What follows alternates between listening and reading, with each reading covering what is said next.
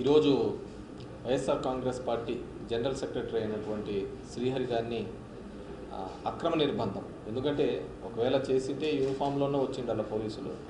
ఒక ప్రైవేట్గా వచ్చి యూనిఫామ్ లేకుండా వచ్చి ఆయన పికప్ చేసుకొని వాళ్ళ ఇంట్లోకి పోయి ల్యాప్టాప్స్ కానీ ఫోన్లు కానీ అవన్నీ కూడా తస్కరించడం అనేది నిజంగాంటే ఇట్స్ అన్డెమోక్రటిక్.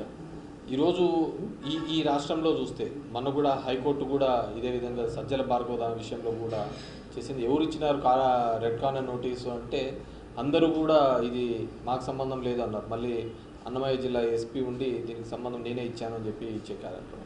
నిన్న అంబేద్కర్ జయంతి రోజు కూడా సమాజం బాగు కోసమే రెడ్ బుక్ అని చెప్పేసి లోకేష్ బాబు అంటున్నాడు. అంటే అంతకంటే దౌర్భాగ్యం లేదు. సమాజం బాగు కోసం అంబేద్కర్ గారు రాజ్యాంగం రచించి అది ఈ విధంగా పోవాలి, ఈ విధంగా చట్టాలు అనేది అప్లికబుల్ కావాలని ఉంటే ఈయన రెడ్ బుక్ అని ఒక కొత్త చట్టం తీసుకొని వచ్చి ఈరోజు ఇబ్బంది పెడుతున్న సందర్భం చూస్తున్నాం.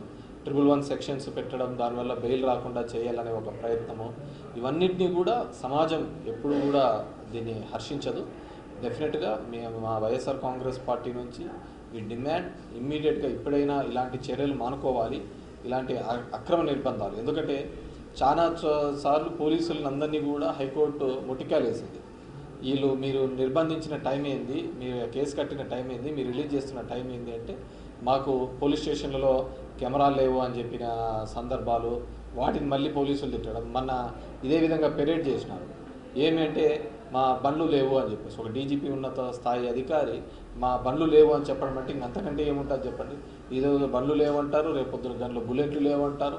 మీరు కేవలం ఒక పార్టీ కోసం పనిచేసే నుంచి బయటికి రావాలి. అదేవిధంగా ఏ రెడ్ బుక్ రాజ్యాంగం అని చెప్పేసి జనం మీద ఇబ్బంది పెట్టాలనే ఒక ఆలోచన, వైఎస్ఆర్ కాంగ్రెస్ పార్టీని ఇబ్బంది పెట్టాలనే ఆలోచన చేస్తున్నారు. డెఫినెట్గా ఇట్ విల్ బూమ్రాంగ్, మళ్ళీ మూడింతలుగా మళ్ళీ మీకు అది చుట్టుకుంటుంది. మీరు ఇప్పటికైనా సరే వీటి నుంచి బయటపడి ప్రజాస్వామ్య పద్ధతిలో ఏదైనా ఉంటే పోరాడాలి తప్ప వీటిని అన్నింటినీ దూరం పెట్టాలని చెప్పేసి ఎగ్జాక్ట్లీ. అంటే అదే చెప్తున్నాను కదా, ఈ రెడ్ బుక్ అని దాని మీద రోజుకు ఎవడి మీద బాణం విసురుతాడో తెలియదు. రాత్రి తన కళ్ళేకి ఎవడొస్తే వాళ్ళని ఇబ్బంది పెట్టాలి అని చెప్పేసి ఒక ఆలోచన చేస్తున్నారు.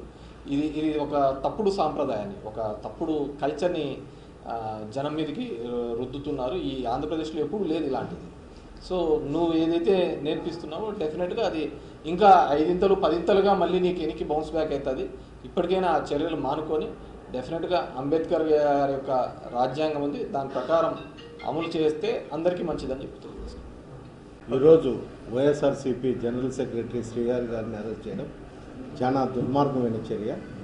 ఈ రాష్ట్రంలో ప్రతిరోజు కూడా ఎక్కడో విధంగా అరెస్టులు జరుగుతుంటాయి, అక్రమ అరెస్టులు. వాళ్ళని తీసుకుపోయి కన్విక్షన్ ఇప్పించేదానికి తప్ప స్టేట్మెంట్ తీసుకునేది, ఇంకోరి మీద ముద్దాయిలుగా చేసేది, తీసుకుపోయేది, అరెస్ట్ చేశారు.